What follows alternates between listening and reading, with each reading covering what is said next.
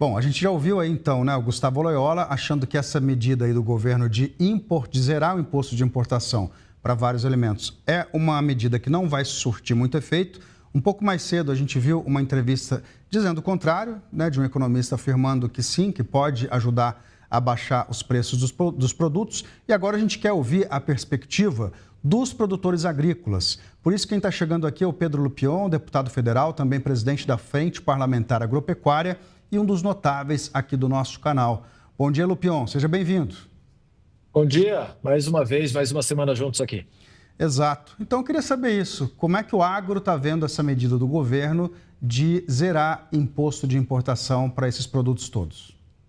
Bom, vamos lá. Primeiro, o governo zera imposto de importação de diversos produtos que são amplamente produzidos no Brasil. O maior produtor mundial de café somos nós, de açúcar, nós exportamos para o mundo inteiro. Da onde vamos comprar para poder importar esses produtos, né? Qual que seria o efeito prático disso?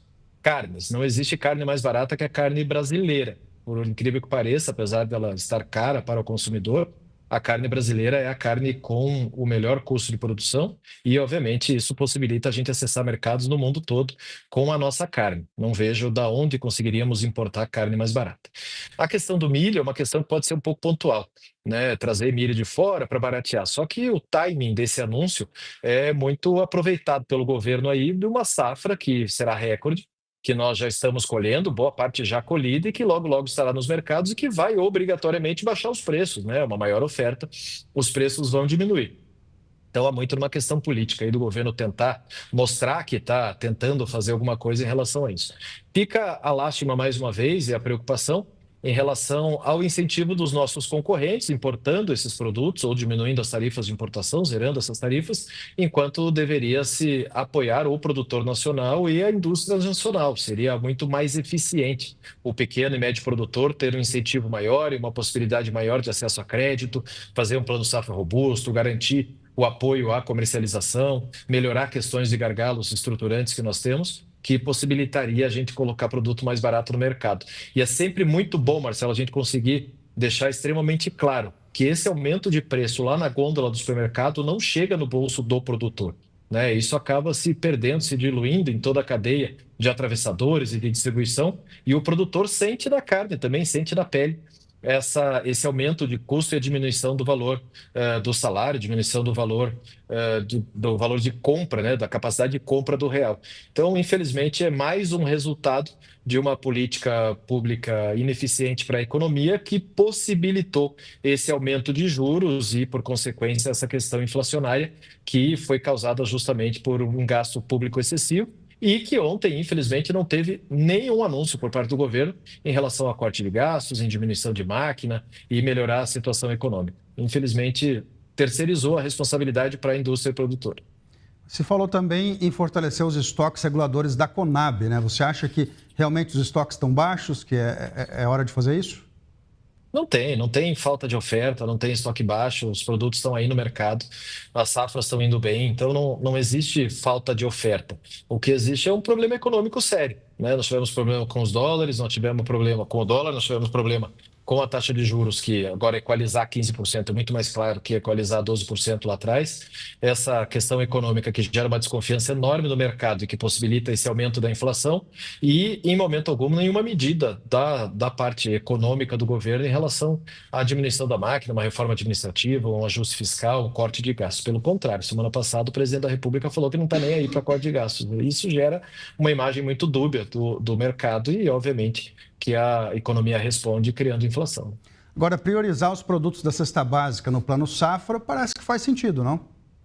Faz, e não tem problema nenhum nisso. Produtos da cesta básica são extremamente importantes. O que não pode é terceirizar para os estados essa responsabilidade. A fala do presidente Alckmin foi ontem muito nesse sentido, de que o governo federal está fazendo sua parte, agora os estados têm que fazer a contraparte também de diminuir impostos.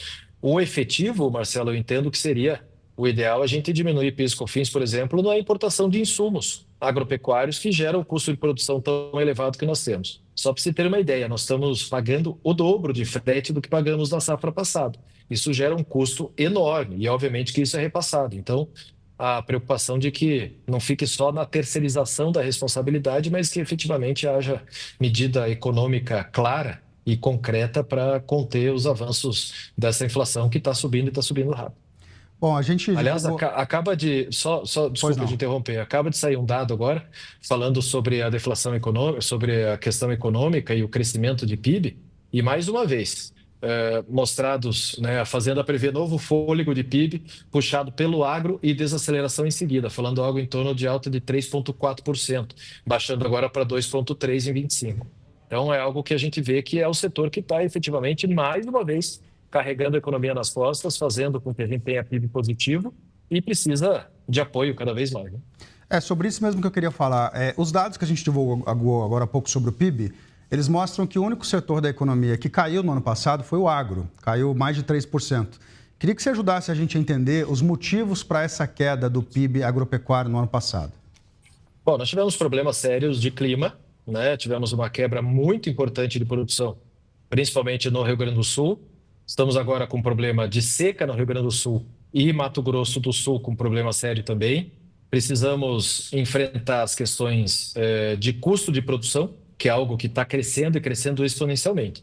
Quando a gente tem um dólar alto, do jeito que estava o dólar, a gente trata de importação de insumos agropecuários. Para você ter ideia, mais de 90% dos nossos fertilizantes são importados. A gente não consegue explorar fertilizantes no Brasil, explorar jazidas no Brasil, apesar de termos em enorme quantidade. Né, questões ambientais, questões técnicas, questões burocráticas impedem essa exploração.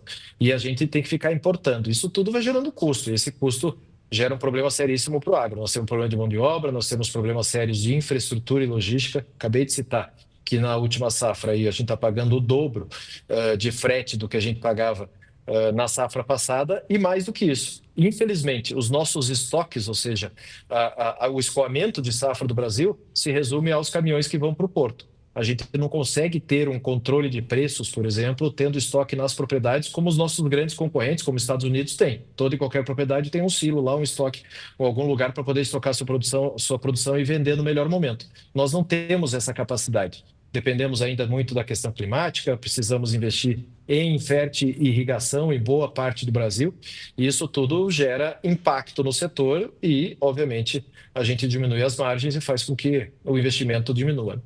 Uma outra notícia dos últimos dias são essas novas medidas aí do governo americano na questão das tarifas para importação. Imagino que o setor do agro no Brasil está meio em compasso de espera para tentar entender o que de fato vai acontecer, né, nessa relação comercial entre Brasil e Estados Unidos aí, porque tem muita coisa em jogo, né, Lupion? Muita coisa em jogo e bastante ponto de preocupação. Por exemplo, ontem eu vi uma ata do governo americano tratando das questões de madeira. Madeira é agro, né? Nós estamos falando em produção de madeira, silvicultura, que faz parte do grande agronegócio do Brasil. Problema sério, um protecionismo gigantesco em relação aos produtores de madeira nos Estados Unidos. Pode gerar um impacto importante nesse setor. Como o aço, por exemplo, parece que está muito distante das questões do agro, mas a gente precisa muito de aço para fazer os nossos produtos também, né? Para produzir máquina, para produzir silo, para ter a nossa infraestrutura condizente. A oportunidade que nós temos é que essa briga com a China pode fazer com que a China venha comprar mais e mais da gente, né? Desabilitaram 4 empresas americanas agora, semana passada, então pode ser uma boa oportunidade para o produtor brasileiro, para o mercado brasileiro. Aguardar ver o que mais que acontece. Aliás, o anúncio de segunda-feira já não valeu ontem, né? México e Canadá já não tiveram as tarifas, então é tudo muito um jogo político aí que a gente precisa tomar muito cuidado e a nossa diplomacia está sempre muito atenta em relação a isso. Exatamente. Pedro Lupion, muito obrigado por mais uma participação aqui no Real Time. Bom dia e bom fim de semana para você. Bom dia, obrigado, bom trabalho aí, até a próxima semana. Valeu, até mais.